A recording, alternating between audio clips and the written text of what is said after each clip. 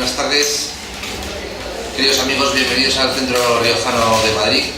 En este segundo día de las jornadas económicas Olegario Fernández Baños. Es para mí un verdadero placer estar aquí con vosotros en este acto, que es el primero que presido desde que alcancé el puesto de vicepresidente del Centro Riojano de Madrid. Y bueno, pues ya saben que esta organización de estos actos, de estas jornadas, como todo evento, pues exige un gran esfuerzo por parte de la casa. Evidentemente aún más lo supone para los que son ponentes de este acto, y por ello ya desde un primer momento quería agradecerles su presencia en el Centro Riojano. El compromiso de esta casa con el liberalismo, y no solamente con el mismo, sino con la libertad con mayúsculas, pues nos viene dado desde la cuna. Y cuando digo desde la cuna me estoy refiriendo al propio Centro Riojano de Madrid, ya que en su propia fundación se encontraba don Praxedes Mateo Sagasta, que como ustedes bien saben fue presidente en varias ocasiones del Consejo de Ministros del Gobierno de España. Además, la relación entre La Rioja y el liberalismo es también otra cuestión en la que el Centro Riojano ha dado bastante cobertura. Ya saben, Espartero, Olózaga, los sagastinos entre los que se encuentra Amos Salvador, o quienes han sido presidentes del Centro Riojano de Madrid, como Miguel Villanueva y Tirso Rodríguez Sagasta, y sobre todos ellos además se han organizado diferentes conferencias y actos en la última década. Por lo tanto, si se me permite, La Rioja, el liberalismo es por tanto lo mismo que el vino, podría decirse, a La Rioja. Entonces, pasando ya a lo que hoy nos atañe, el acto se va a dividir en dos fases o en dos bloques. Por un lado tendremos las ponencias de nuestros protagonistas de hoy. Este bloque va a tener una duración aproximadamente de 1 hora, por lo que ya ruego desde este momento a mis compañeros de mesa que traten de ajustarse lo máximo posible a esos 20 minutos de los que van a disponer cada uno de ellos. Seré flexible, pero solamente lo imprescindible. Y por otro lado, y dado que el acto de hoy es en formato de mesa redonda, vamos a dar también la palabra al público a fin de que pueda plantear las cuestiones que estimen oportunas. Este turno va a ser turno cerrado, por lo que una vez que se inicie el mismo, las personas que quieran intervenir pues levantarán la mano, formularán las preguntas todos ellos de forma seguida. Los diferentes ponentes a los que se dirigirán cada una de las preguntas tomarán nota de ellas y posteriormente procederán a su contestación una por una. No hacerlo de otra manera supondría quizás alargar el acto demasiado, teniendo en cuenta que tampoco tenemos hoy una presencia de participantes de público muy excesiva. Quizás pues podamos también ser un poco más flexibles en esa cuestión. Y luego, por último, como no, el tercer tiempo en el que degustaremos una copa de vino de Rioja. Paso ya a presentar a los que van a ser nuestros ponentes en el día de hoy. En primer lugar intervendrá don Javier Delgado Palomar, que es doctor en Filosofía por la Universidad de Oviedo. En su trayectoria destacar los más de 10 años en la Fundación Gustavo Bueno, fundación que no obsta decir que no precisa de mayores presentaciones en esta casa, puesto que su presencia en la misma ha sido muy prolífica en los últimos años. En dicha fundación, don Javier ha participado en el desarrollo de distintos proyectos. Actualmente es investigador, y entre esos proyectos pues destacar la asesoría histórica para la exposición Oviedo, 12 siglos, con la que el Ayuntamiento de Oviedo conmemoró a lo largo del año 2008 los 12 siglos de la fundación de la ciudad. Es también programador de aplicaciones web, contertulio y editor de los programas de televisión La Escuela y Teatro Crítico, y también ha impartido conferencias educativas en la Escuela de Filosofía de Oviedo. Ha sido además consejero de redacción de las revistas El Basilisco y el Cato Blepas, y entre otras publicaciones. Y todo ello además sin perjuicio de su experiencia y larga trayectoria en televisión, radio y docencia universitaria y profesional, tanto presencial como a distancia. En los últimos tiempos ha desarrollado también su función docente como profesor asociado en la Universidad Rey Juan Carlos y en la Universidad Nacional de Educación a Distancia, en la que junto a nuestro otro ponente, don José Carlos Rodríguez, ha participado en el Congreso de Filosofía intitulado La actualidad del padre Juan de María. Ruego un fuerte aplauso para ellos.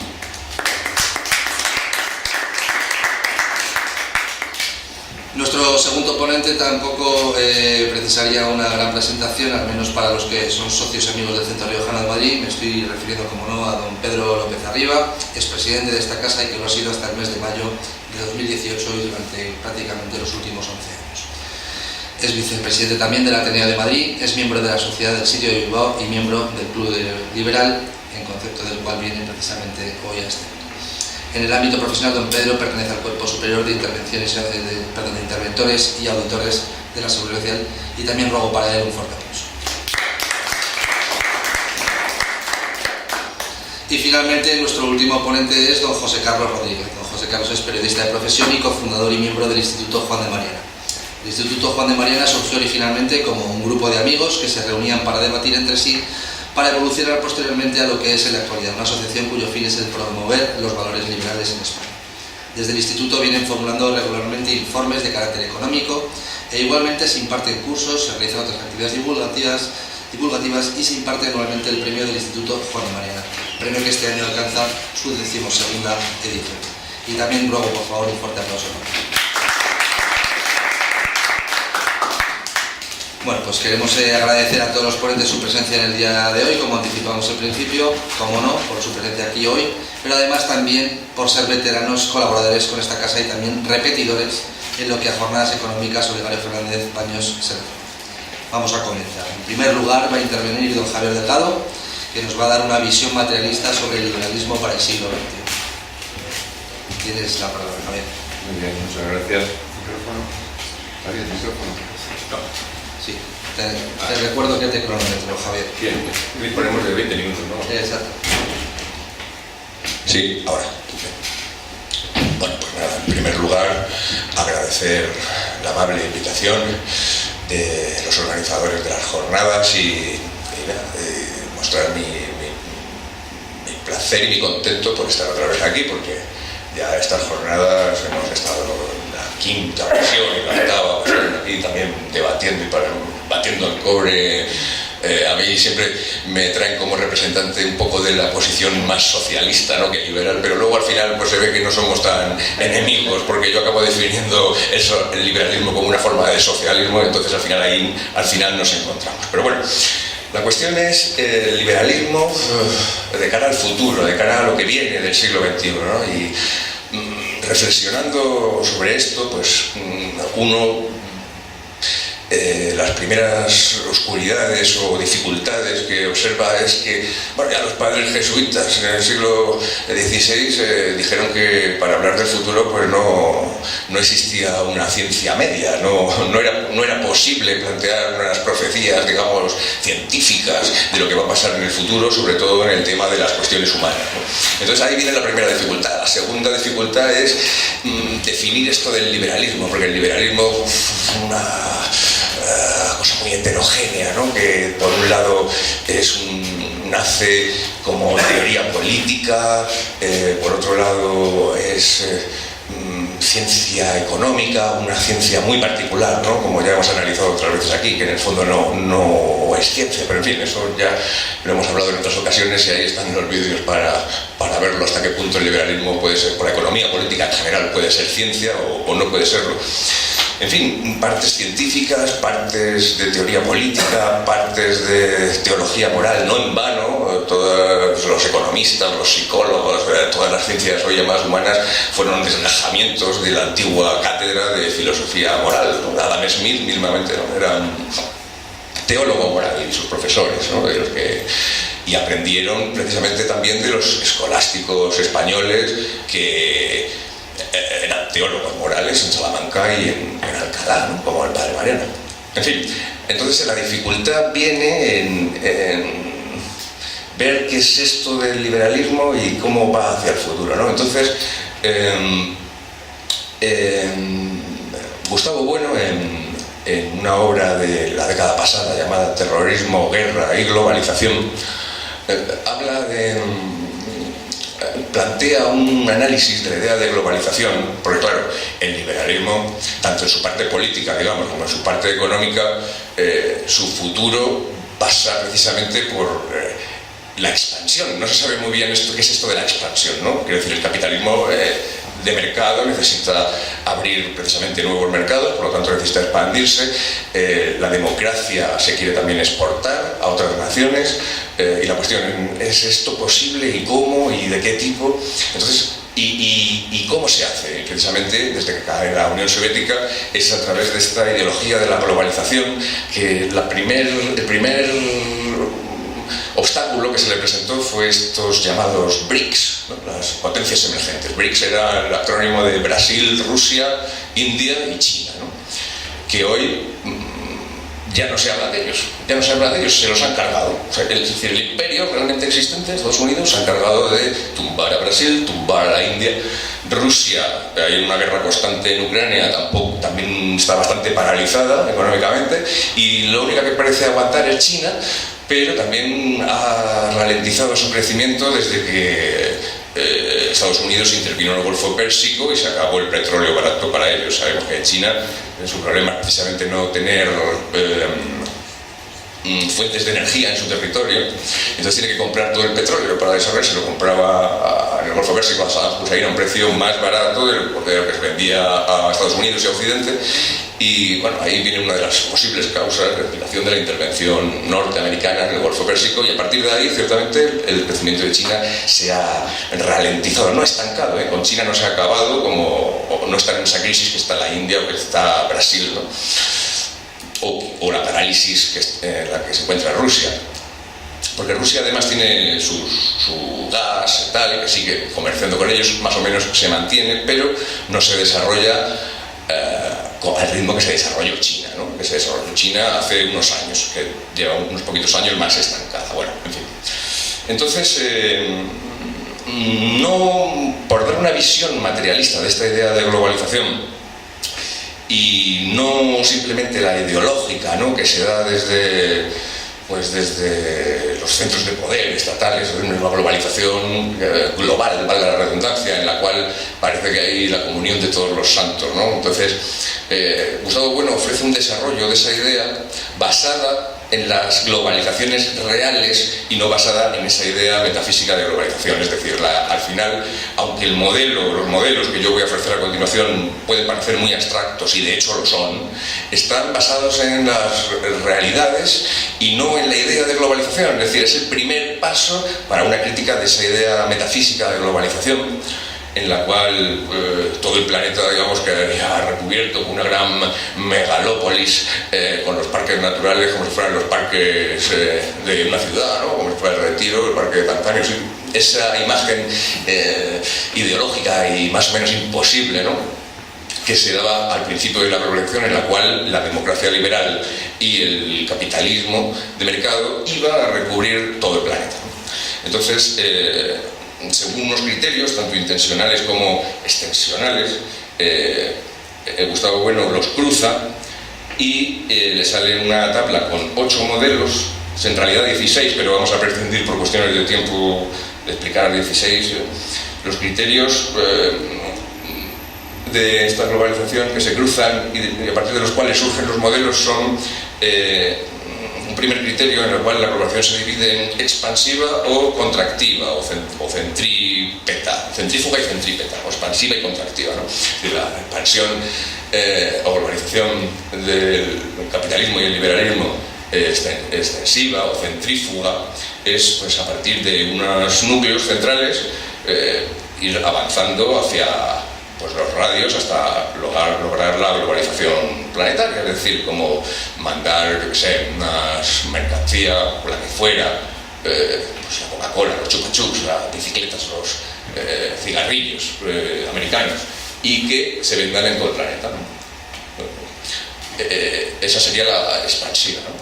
Y la centrípeta sería una globalización en la cual un sumidero global consigue atraer todos los capitales y sin imperialismo, digamos, o sin imperialismo expansivo, sino todo lo contrario, como decimos, centrípeto, consigue atraer las miradas, los capitales, las inversiones, ¿no? Que es lo que hace China desde siempre, desde que se chuparon la plata de Lima de Felipe II hasta hoy, que los capitales están allí invirtiendo en China. Es decir, que no tienen prisa. Este es un remolino, un sumidero, ¿no?, por el cual se van los hombres, los capitales y las inversiones. Y es un atractor como un sumidero, o un extractor, pero atractor, ¿no?, en el sentido contrario. Entonces, este es el primer criterio. Hay una globalización que puede ser ir a conquistar el mundo para vender lo que sea, para vender incluso pues, un modelo político, como puede ser la democracia burguesa, o para una religión, o una lengua, como el inglés, ¿no? En el sentido imperialista. Y al contrario, los chinos no quieren aprender chino, al contrario, ellos aprenden español para que ofrecernos unos canales de televisión en español y una información en español para que los españoles o los hispanohablantes miremos a China. Los chinos hablan en inglés para que los Estados Unidos les miren a ellos, pero ellos no quieren que nosotros aprendamos chino, eso les da igual, no quieren expandirse, sino quieren que les miremos, quieren atraernos, ¿no? Al menos de momento y hasta un punto que ahora comentaremos, ¿no? Porque los chinos también últimamente están teniendo acciones expansivas como la nueva ruta de la seda o algunas cuestiones militares que ha habido por Birmania, por Camboya, etc. La cuestión es que ese es el primer criterio. Luego, un segundo criterio en el cual ya no es extensional, hablamos de la extensión de la idea de globalización, sino intencional, ya lo hemos mencionado en parte, es si se refieren a una categoría de la realidad o solo a una parte de ella, o si se refieren a muchas líneas o solo a una. Es decir, si es, por ejemplo, la globalización de la lengua inglesa, pongamos por caso. Aquí tenemos en Madrid el caso del bilingüismo, ¿no? Como lo hemos adoptado de manera un poco acrítica, o no sé, o mejor que por lo menos el catalán o el vasco, ¿no? En las escuelas lo hemos adaptado el bilingüismo inglés. O cómo afectaría solo a un ámbito de la realidad, ¿no? Digamos, a un ámbito categorial, que es el lingüístico, pero no al religioso o al económico, en principio, en principio. Aunque luego vaya involucrado en un montón de cuestiones económicas o vaya a servir para que hagamos negocios o para otro tipo como plataforma para otros modelos de globalización, pero que ese es el primario y es, digamos, categorial, es decir, especializado, no general. En cambio, hablo así de los modelos en general sin desarrollarlos uno a uno para no aburrir y para no comer el tiempo, ¿eh? Sin embargo, si lo que se habla es la exportación del American Way of Life, que vivamos pues, en nuestros chalets exentos con nuestro coche a una hora de la ciudad, con nuestras familias, así, el individualismo en nuestra forma de vida, que deshace los lazos, digamos, sociales, comunitarios, tal, el modo de vida americano, ¿no? El modo de vida americano, emprendedor, y individualista, ¿no? Pues ya afecta a otros planos más generales y no tan especializados, ¿no? Porque implica pues, otras cuestiones, implica cuestiones más generales, cuestiones culturales, más globales, de lo que puede ser una simple mercancía como la Coca-Cola o los cigarrillos que hablábamos al principio, o la lengua, por mucho que la lengua tenga relación con todo lo demás, ¿no? Entonces, según estos criterios, digamos, expansivo contractivo o centrífugo centrípeto, especializado y general y plurilineal o unilineal, usando esos tres criterios, se forma una tabla en la cual hay 8 casillas. Esos son los 8 modelos.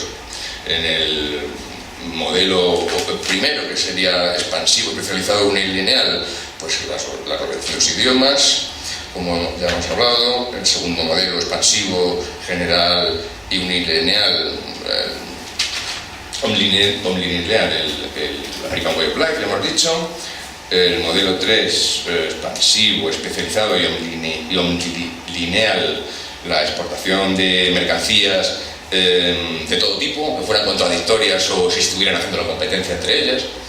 El modelo 4, en el sentido de exportar pues, una única mercancía, porque, por los motivos que fueran, porque el estado al que se exportan no acepta otras, o porque interesa, o porque no hay otros que se atrevan, o por lo que fuera, pero es simplemente una.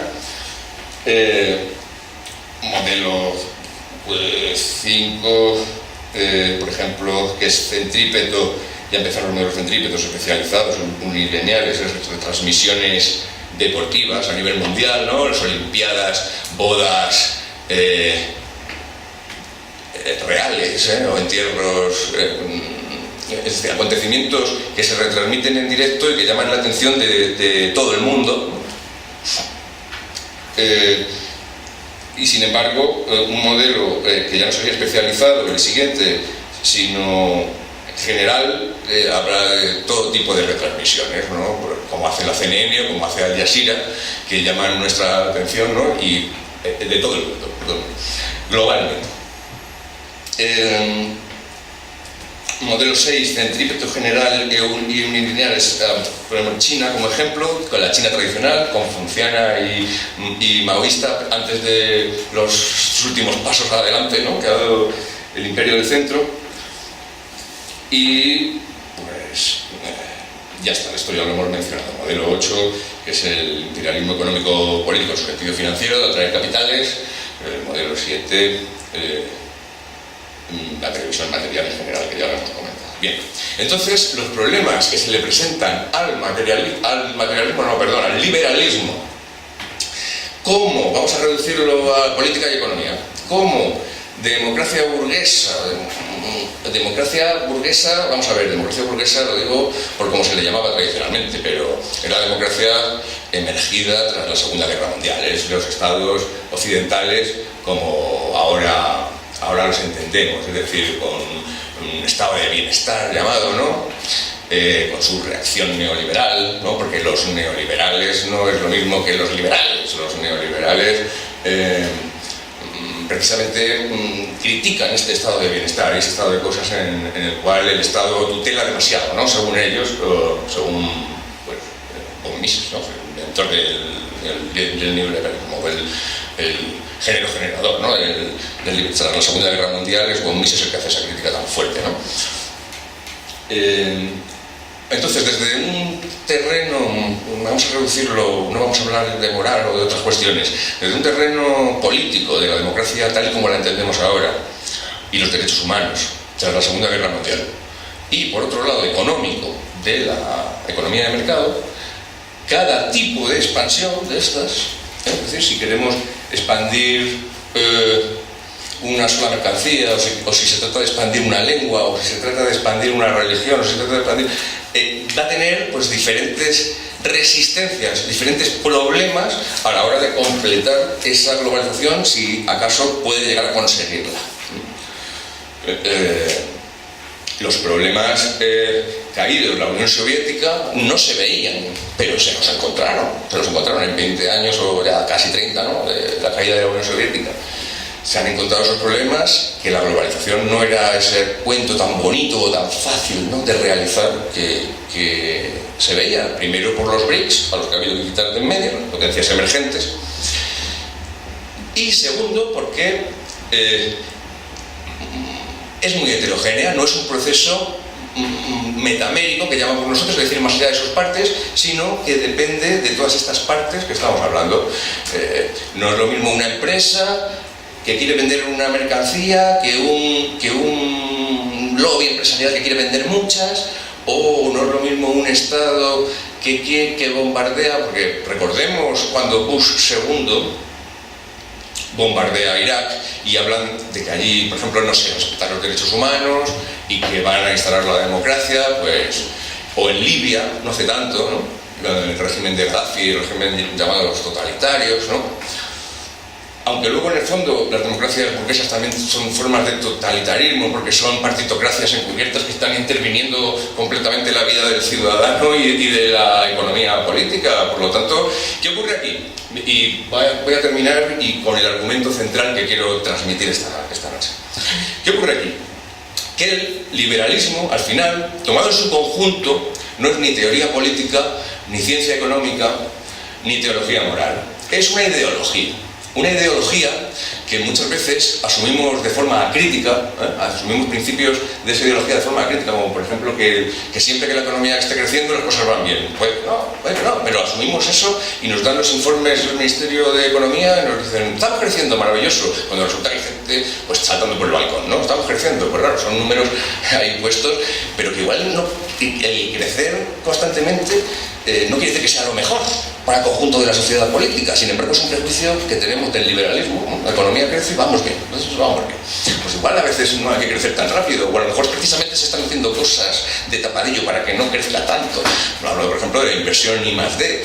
Antes se invertía mucho más en el desarrollo tecnológico aplicado a la industria y ahora, sin embargo, están gastándose el dinero de I+D en una cosa de neutrones que no se sabe para qué sirve, ¿no? Se está gastando el dinero, pero no en los avances para producir más, precisamente porque las tasas de ganancia disminuyen y no se sabe muy bien a dónde vamos. Entonces igual las mismas sociedades políticas occidentales, el imperio americano está echando el freno de ese desarrollo y bajo la pátina de la economía está creciendo nos están ocultando otras cosas, es decir, un freno de mano echado ahí constante que es como de seguridad. Pero bueno, estas consideraciones vamos a dejarlas para el debate. La cuestión que yo quería plantear es que al final el liberalismo es una ideología que no es independiente de los estados que la sustentan y promocionan.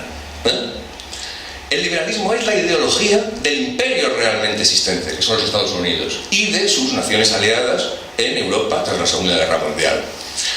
Y esa ideología puede ser más o menos verdadera o falsa. Puede el individuo al final a lo mejor ser feliz y conservar su libertad, o puede que haya nacido libres o iguales, o puede que no, o puede que la libertad sea un cuento, o puede que no. Pero independientemente de la verdad teórica de las doctrinas liberales,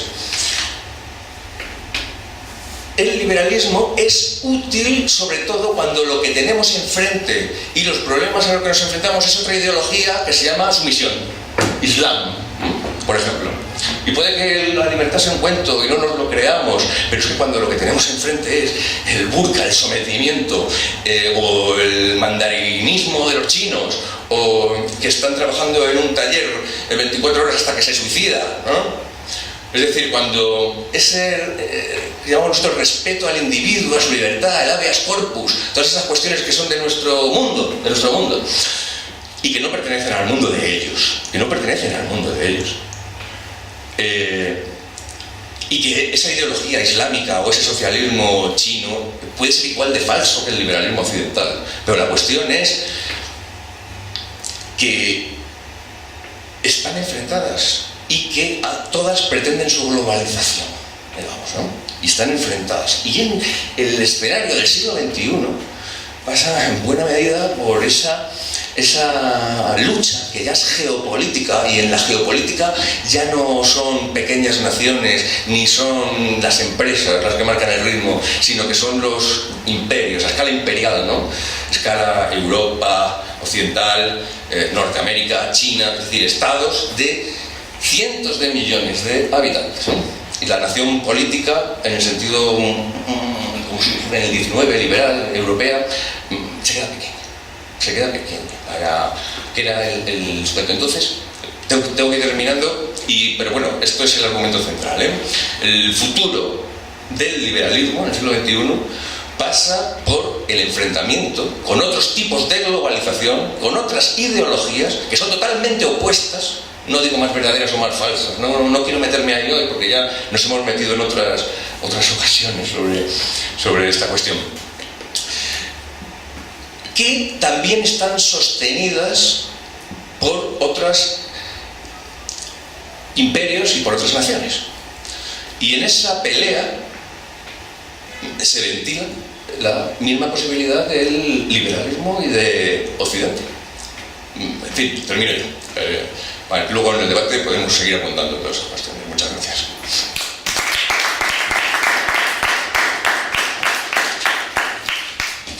Sí. Muchas gracias, Javier. Bueno, a continuación intervendrá don Pedro López Arriba sobre el liberalismo en el siglo XXI. Buenas tardes. A la mesa, desde luego, nos volvemos a encontrar después de algunos años. Seguro que nos volvemos a encontrar. Seguro. Muchas gracias por acompañarnos, desde luego. Y yo agradezco el final de Javier, no solamente porque haya terminado y me haya pasado a mí, que sin duda también, ¿verdad?, sino porque ha dejado enmarcado un punto que a mí me parece importante para arrancar mi intervención, en el sentido de que yo no le llamaría ideología porque tiene implicaciones que serían para discutir, pero me parece correcta la indicación, si es un conjunto o un sistema de ideas, en tanto que ideas sistematizadas, ¿no?, el liberalismo. Y yo voy a hablar precisamente... Sí, pero cuando yo decía ideología tampoco quería darle no, un peyorativo al... pero bueno, sí quería hacer el distingo porque he entendido y me parece correcta la acepción, y también es un conjunto de ideas, un sistema de ideas que sí que está en confrontación desde que nace y sigue estándolo. En ese sentido sí que hay que decir que en primer lugar que el liberalismo existe. Y exponer sus rasgos definitorios en este siglo XXI, lo que pasa es que nos obliga a revisar las ideas fundamentales de nuestro pensamiento y plantear las cuestiones más importantes de la política en general.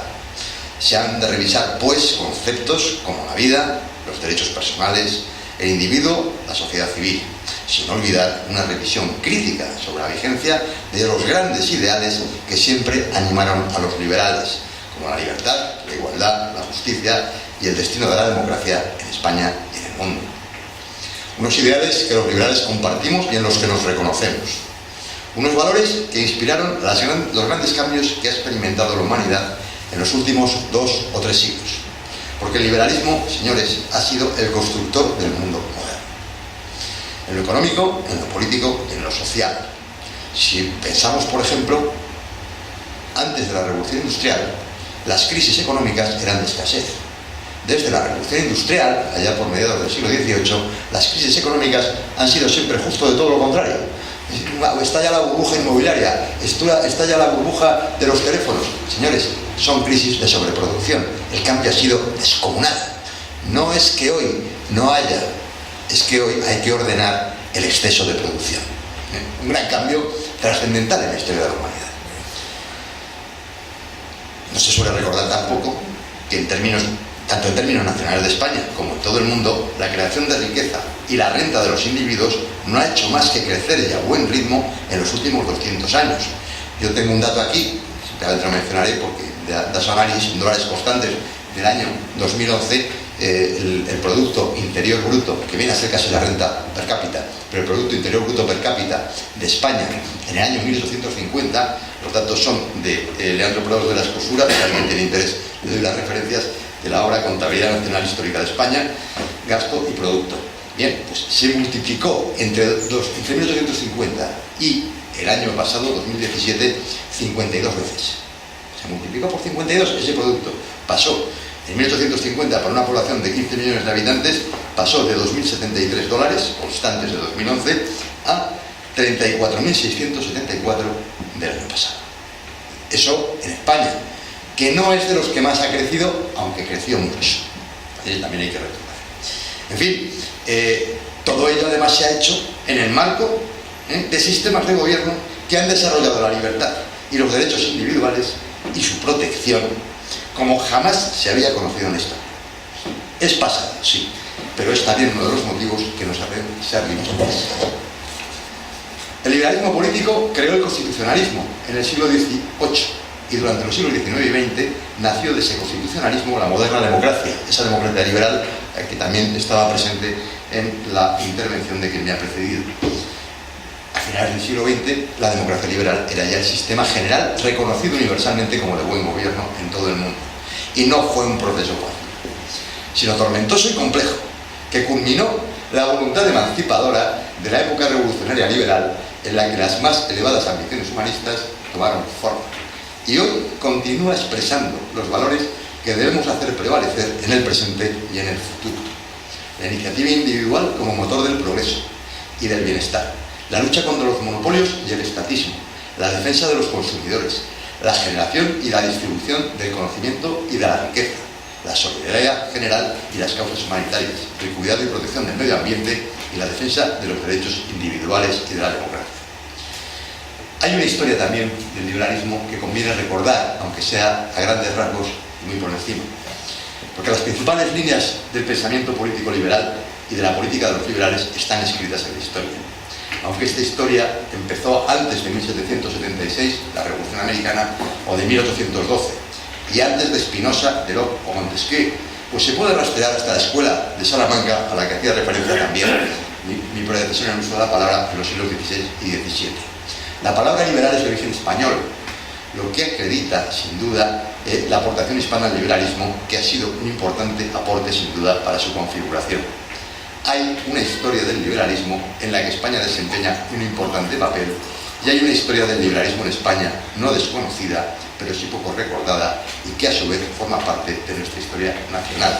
Y que no es otra historia que la historia poco conocida y nunca suficientemente destacada del esfuerzo de muchas generaciones, sostenido durante más de 200 años, para instaurar la libertad en el mundo y que ha conocido diversas alternativas. El humanismo, en el siglo de las luces, propuso que la libertad, la ilustración y el progreso material y moral serían las bases de la convivencia social del porvenir. El liberalismo comenzó así desde una perspectiva de rebeldía ante el mundo, una perspectiva que sostiene que la aristocracia, la jerarquía y las concentraciones de poder en general tienden a convertirse siempre en fuentes de privilegio y de opresión. El liberal no puede ser en ningún caso conservador, aunque también defiende la propiedad privada, pues el liberalismo surgió para combatir el privilegio. Esos antecedentes ilustrados son muy importantes, son fundamentales, porque hay que volver a las fuentes del liberalismo: la filosofía racionalista, el espíritu científico, los valores democráticos, los derechos individuales, la solidaridad o el propósito de hacer progresar la sociedad hacia la libertad y el bienestar. En Franklin, o en Condorcet, o en Floridablanca y Jovellanos, entre nosotros, entre otros muchos, en sus proyectos y en sus obras, se encuentra la visión optimista del hombre del siglo XVIII, que propone que todo es posible, que todos los esfuerzos de los hombres, incluso los infructuosos, contribuyen a la liberación de la humanidad. Los liberales siempre hemos estado muy orgullosos de esta filiación ilustrada, hoy muy olvidada, y de la que heredamos la pasión por la libertad de ese tiempo de ilusión que tras la Revolución Americana de 1776 vio nacer por vez primera en la historia del mundo un gobierno efectivamente representativo, un gobierno del pueblo, por el pueblo y para el pueblo, como en fórmula condensada y magistral definió Lincoln en 1863. Durante el siglo XIX el liberalismo, como bien sabemos, se extendió por toda Europa y América, y cuando terminaba esa centuria, casi todos los países de Europa y América se dotaron de sistemas de gobierno más o menos representativos y de constituciones. En 1914, fecha trascendental, 1914-18, Primera Guerra Mundial, recordarán que el domingo se celebraba el centenario del armisticio de 1918, el 11 de agosto, ¿no? Pues en 1914, la casi totalidad de los países de Europa y gran parte de América, además de Australia, Nueva Zelanda, etc., se regían por sistemas de gobierno que intentaban ser liberales, y hasta imperios como el ruso, el alemán o el austríaco habían adoptado regímenes más o menos parlamentarios. Y es entonces, justamente entonces, cuando parecía que el liberalismo estaba en el cenit, en lo más alto de su prestigio y su poder, cuando el mundo se vio desbordado por las dos primeras grandes oleadas del populismo, la nacionalista, desencadenante de la Primera Guerra Mundial, y la socialista, que nace con el bolchevismo durante la Primera Guerra Mundial. Es verdad que en 1914 el mundo no era exactamente un paraíso. Es verdad que desde 1800 había mejorado mucho la riqueza, el nivel de vida, etc. Pero hay que considerar que el liberalismo nunca ha pretendido, ni pretenderá jamás, establecer el paraíso en la tierra. No promete la felicidad universal, que es un imposible, sino que asegura a cada uno la libertad para elegir el camino de lo que él considere su propia felicidad. Por el contrario, las diferentes utopías socialistas sí que prometen establecer el cielo en la tierra, y lo continúan prometiendo. Y fue el caso de que tras largos años de activismo militante, el socialismo consiguió ganar para sí el corazón y las conciencias de gran parte de las élites, que lo difundieron entre mucha gente. Lo recoge con amargura en su obra El socialismo, precisamente von Mises, escrita en 1922. Fascismos, nacionalismos, comunismos se impusieron en numerosos países en las décadas siguientes. Los reiterados fracasos de los socialismos tuvieron por fin una gran eclosión, un hundimiento definitivo hacia 1990 con la desintegración de la Unión Soviética. Y entonces pareció que el liberalismo, de la mano de los discípulos precisamente de von Mises, señaladamente Hayek y otros, pareció recobrar una preponderancia que ciertamente se le había negado durante el larguísimo predominio e influencia de las ideas socialistas en el mundo. Pero la verdad es que fue efímero. Es verdad que quizás habría una culpa de los liberales, y eso se lo brindo al siguiente ponente, y es que quizás si el liberalismo hubiese siendo modesto, sensato y prudente, y hubiera seguido diciendo aquello: señores, el liberalismo puede que sea la peor teoría económica del mundo, pero es la única que habla de la realidad de las cosas. Las demás son fantasías. Hubiéramos podido mantener una posición, pero sí es verdad que desde algunas escuelas se ha intentado construir, pretendidamente desde el liberalismo, todo un aparato crítico, economicista y tal, contrapuesto al marxismo. Yo creo que ha sido un error. Si me permites, un poco en esa línea, cierto libertarianismo norteamericano estaría muy implicado. Pero bueno, no ese es el tema. Yo no voy a hacer menciones al liberalismo en España, por muy sugestivo e interesante que sea, porque nos llevaría excesivo tiempo y no sé cuánto me queda. Así que quisiera entrar justamente en lo que son los rasgos definitorios del liberalismo. Gracias.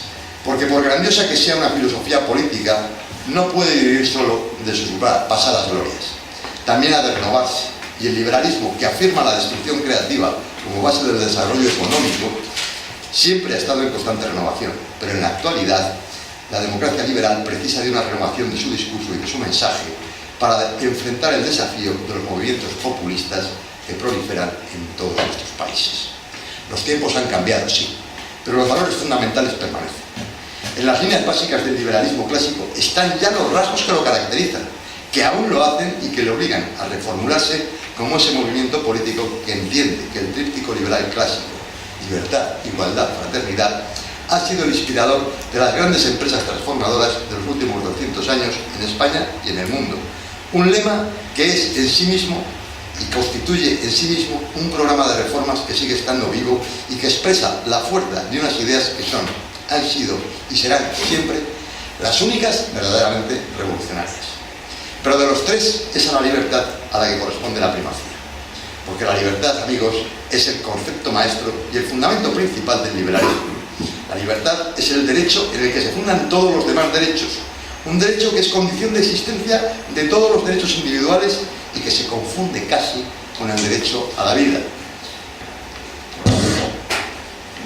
Si lo pensamos bien, el liberalismo ha sido la única ideología o el único sistema de ideas que ha propuesto que hay un valor por encima de la vida, que es la libertad. Por la libertad se puede y se debe arriesgar la vida, y sin embargo no miraríamos nunca bien a quien diera su libertad para salvar la vida. Y sin embargo no nos sorprende a ninguno ver cómo los populismos en general, muy especialmente los que se autodefinen progresistas y de izquierdas, sienten indiferencia cuando no reservas expresas hacia la libertad. Llegan a contraponer libertad y democracia. En algunos de sus delirios, y en España señaladamente, esas frases las hemos oído en los últimos años. En todo el mundo, los populismos pretenden restringir y limitar, en suma, negar la libertad. Para ello se invocan los derechos de los pobres, se centra el foco en la reivindicación de los derechos de minorías oprimidas, como si eliminar la libertad facilitase superar la pobreza y la opresión. Y es que la libertad, y esto es fundamental, y nuestra propia historia lo demuestra, nunca está consolidada del todo. Más bien está por realizarse, por alcanzarse plenamente en todo el mundo. La libertad y los valores que la acompañan no son viejos, sino que se encuentran en su infancia, pendientes aún de alcanzar en sus beneficios a todos los pueblos y países del planeta. Señores, vivimos en libertad una minoría de la humanidad, y además, los que no viven en libertad no tienen otro afán que destruirnos. No lo perdamos de vista. En fin, la libertad necesita salvaguardias y garantías para asegurar su existencia y desenvolvimiento, pues como os enseña la experiencia, solo en contextos de libertad es posible la generación continuada de riqueza, de bienestar y de justicia. Y han sido las ideas liberales las únicas que han demostrado a lo largo de los siglos tener capacidad para extender la libertad y el bienestar en todo el mundo. La ciudadanía, como base civil de la democracia, es también ese cuerpo que hay que incardinar en las instituciones y que no siempre se hace bien. En ese sentido, sin ánimo de extenderme mucho, sí quisiera llamar la atención sobre las deficiencias y debilidades de nuestros sistemas de representación política en la actualidad. No vamos a entrar en esos temas de las listas cerradas y bloqueadas de los que tanto se hablan y que ponen en riesgo realmente el futuro de la libertad y la democracia, como vemos con los avances de populistas electorales. No perdamos de vista que también en el pasado Mussolini o Hitler llegaron al poder pues por vías pacíficas y democráticas. También otros, como en Venezuela, en otros sitios, o no digamos en China, mantienen esa línea de gobiernos despóticos o el mundo islámico. Pero en fin, yo ahí indicaría el problema que para los liberales es siempre el peligro para la democracia, que consiste en que los representantes del pueblo soberano se conviertan en los soberanos representantes del pueblo.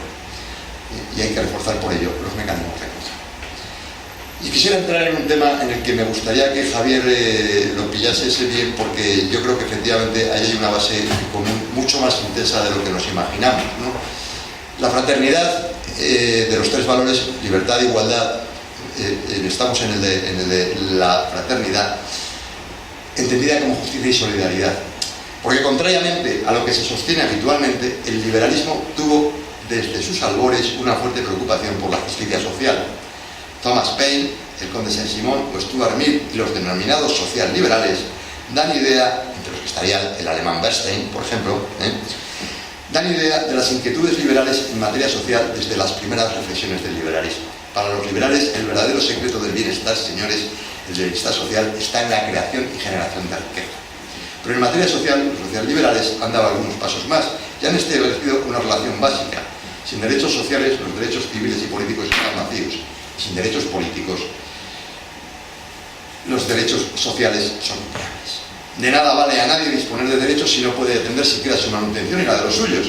Y la justicia social no se impone ni se puede imponer desde la tiranía, como la realidad de los países comunistas del siglo XX y sus epígonos en este siglo nos advierte y nos enseña.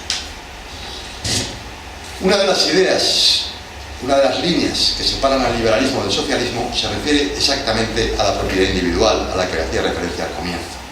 Mejor dicho, a la concepción que tienen unos y otros respecto a la función de la propiedad. Los liberales sostenemos la defensa de la propiedad privada, si bien subordinada al interés público y a la utilidad social, tal y como estos han sido definidos en la legislación de expropiación forzosa. Pero lo que huye detrás de esta polémica, en realidad, en el fondo, es una concepción diferente del hombre y de sus lazos con la sociedad. Frente al colectivismo ácrata, frente al corporativismo fascista y frente al colectivismo de clase de socialistas y comunistas, los liberales siempre hemos sido partidarios del individualismo filosófico, que afirma la primacía del individuo.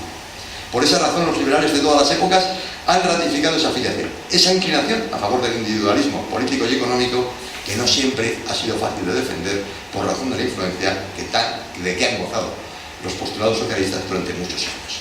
Pese a ello, los liberales hemos mantenido siempre que la democracia es una doctrina derivada y basada en el humanismo, y por ello los liberales proponen un triple objetivo: la extensión de la libertad en el ámbito de la sociedad, la promoción social por el trabajo y por el mérito, y en materia económica la prioridad para la iniciativa individual y el espíritu creativo de la empresa. El gran problema de nuestra época en todo el mundo sigue siendo el mismo de siempre: la creación de la riqueza y la mejora de su administración, de modo que los beneficios de su distribución alcancen al mayor número posible de personas. La afirmación de la libertad ha de ser la base de la que ha de partirse para la resolución de los problemas sociales, y la acción del Estado en estas materias, tras la consolidación de los sistemas de seguridad social, no puede ya incrementar mucho más su función asistencial.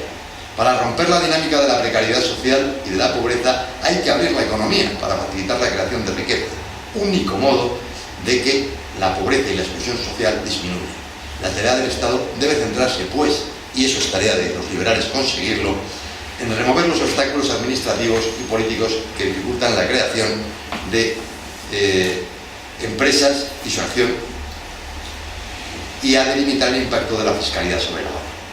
Básicamente lo contrario que estamos viendo en estas últimas semanas. Y sobre todo ha de asegurar la igualdad de condiciones para la promoción social, porque, señores, de lo que se trata es de acabar con la pobreza, no con la riqueza. Y el otro gran principio liberal que yo quisiera mencionar es el del laicismo, entendido muchas veces como persecución de la Iglesia y prohibición de las religiones, cuando en realidad es el principio regulador de las relaciones entre los poderes espirituales y los poderes temporales, afirmando la supremacía de estos últimos. No voy a dar una referencia larga, pero recordemos la visita a París en el año 2008 de Benedicto XVI y lo que dijeron, lo pueden encontrar en la prensa y en internet, sobre la comprensión cabal del laicismo como justamente ese principio de neutralidad del Estado frente a los intereses particulares y contradictorios de la sociedad civil. El laicismo recomienda a los poderes públicos la vigilancia sobre los grupos de presión, sobre los partidos y grupos políticos, sobre los corporativismos, sobre las confesiones religiosas y los localismos, que son indiferentes, cuando no hostiles por definición, al interés general. Y a modo de conclusión, les diré que en las condiciones actuales la acción de los liberales se centra en la difusión en la sociedad del liberalismo y de su historia, en una acción de permanente debate, un debate dirigido a la sociedad y a los políticos. Y en los últimos años, un debate que cobra especial importancia porque estamos asistiendo a un retroceso paulatino de la apertura de mercados y de la situación de la libertad en el mundo. Incluso, según ha avanzado el nuevo siglo, se ha visto como China, a la que se hacía referencia antes, que pronto será la economía más grande del mundo, demuestra en la práctica que las dictaduras pueden llegar a ser prósperas, aunque no sabemos durante cuánto tiempo. La aparición de fenómenos como el Brexit, las medidas de la administración Trump y otros países proteccionistas nos han disparado todas las alarmas. Y ante esto, los liberales no podemos limitarnos tan solo a reivindicar los éxitos logrados por la humanidad durante los últimos 200 años, como el aumento de la esperanza de vida, del que España es el segundo país en mayor esperanza de vida del mundo, no lo perdamos de vista, o los constantes aumentos de la renta per cápita y el bienestar social general existente en los países que se rigen por democracias liberales. Es preciso también defender en todos los foros y en todas las tribunas que el único modo de que esos logros perduren y que se puedan alcanzar más elevados niveles de progreso y bienestar en todo el mundo depende de que los hombres de nuestro tiempo comprendan que es necesario el mantenimiento y la defensa de los principios liberales, pues constituyen la base y el fundamento de nuestras sociedades. En fin, es necesario difundir la idea de que solo desde los principios inspiradores de la democracia liberal pueden las sociedades proponerse a sí mismas y reconocerse como asociaciones realmente beneficiosas para todos, o al menos para los más. La historia y el presente se dan la mano al afirmar el compromiso liberal con la dignidad individual, con los mercados abiertos, con las limitaciones y controles a los gobiernos y con la profunda convicción de que el debate en libertad y las reformas permitirán a la humanidad continuar el camino del progreso adoptado desde hace más de 200 años. Porque, amigos, los liberales proclamamos ante todo la libertad. Porque dejar a las personas que hagan lo que quieran es sabio, es justo y además es justo. Gracias.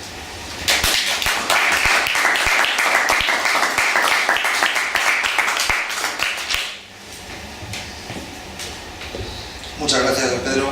Bueno, pues para terminar tenemos a José Carlos Rodríguez, que nos va a hablar sobre las tendencias del liberalismo en el periodo que abarca desde finales del siglo XX a la época. Adelante. Gracias. Muy bien, buenas tardes. Gracias ante todo al Centro Riojano y a Diego. Gracias también a Javier y a Pedro, que me han precedido en la palabra. Al final tendré unas palabras para ti, Javier, después de mi intervención.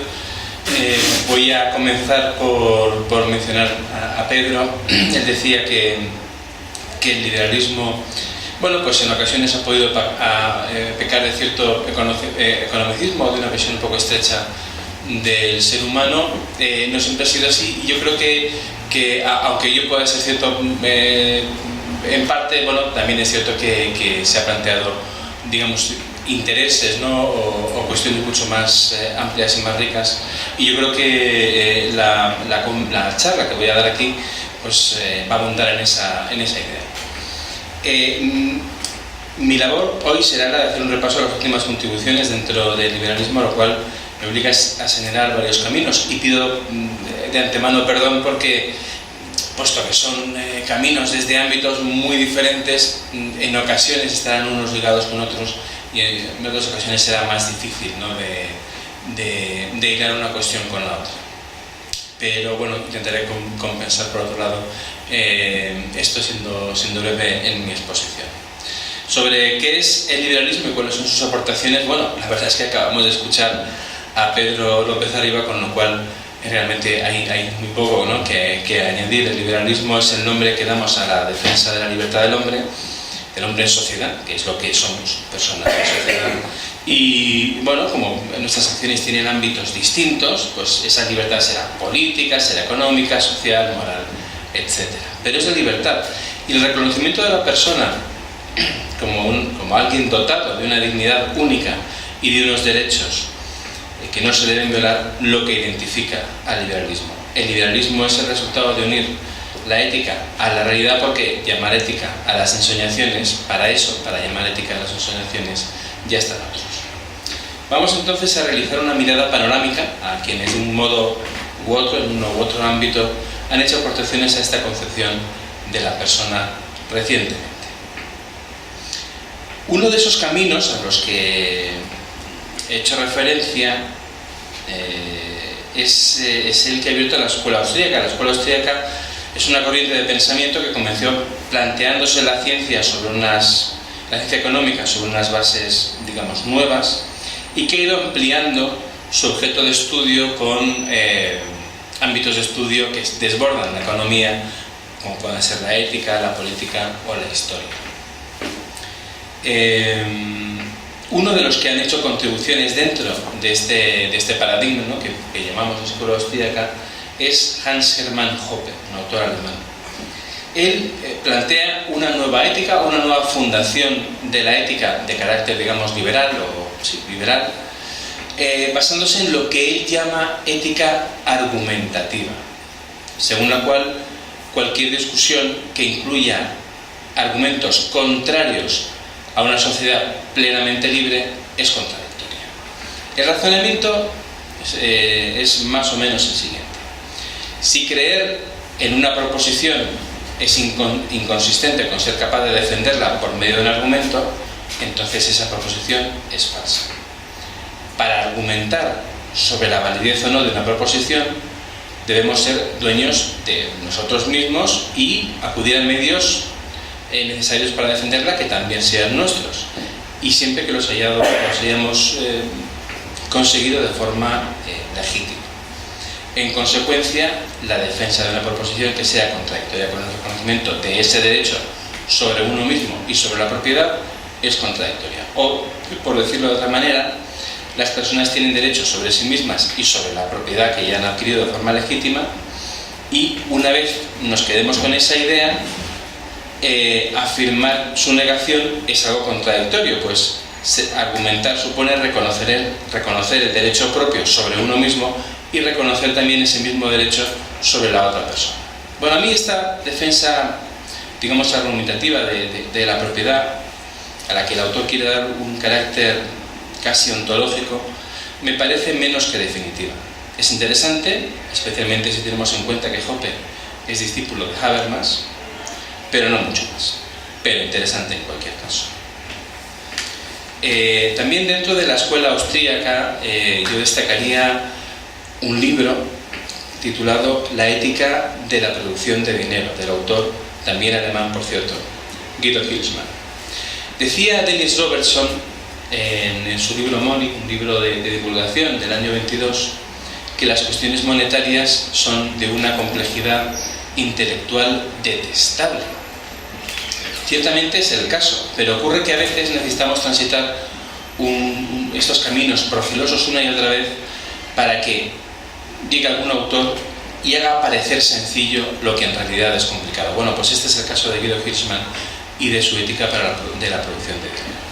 El objeto de su exposición es el monopolio de la emisión de dinero por parte del Estado.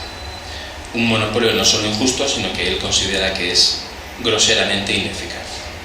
El autor describe un proceso en el que el Estado le otorga a ciertos privilegios a la banca, como es el privilegio de prestar depósitos. Eso es algo que la banca puede hacer, pero que nosotros, el resto de las personas y de instituciones, no pueden hacer.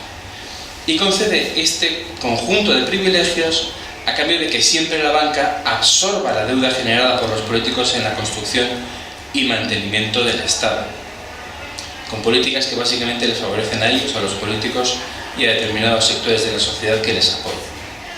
Hirschman propone eliminar todo tipo de privilegios y volver a una producción natural, libre, digamos, de dinero. Algo que no solo otorgaría vigor a la sociedad y le permitiría un mayor progreso, sino que supondría un freno también a la actuación del Estado. Y si Hirschman se plantea un monopolio del Estado, lo que se plantea Anthony de Jacet, que es la tercera referencia que voy a dar hoy, es toda la acción del Estado, en una obra que precisamente se llama así, El Estado. Es una obra principalmente de filosofía política y yo creo sinceramente que está entre las grandes obras de filosofía política de todos los tiempos, o por lo menos debería recibir más atención de la que recibe en estos momentos. Combina el pensamiento político con el análisis sociológico, económico y con la historia. La obra parte de un supuesto que es muy realista, y es que el Estado tiene voluntad propia. Digamos que tomado ese principio en términos estrictos, no es así, ya que la voluntad solo puede pertenecer a una persona, pero sí es razonable pensar que las personas que ocupan el Estado tienen desde esa posición ciertas inclinaciones, por no decir incentivos, que llevan al Estado a actuar con una lógica que es aprehensible y que este autor intenta describir en este libro. A partir del supuesto de que el Estado es un ente unitario y tiene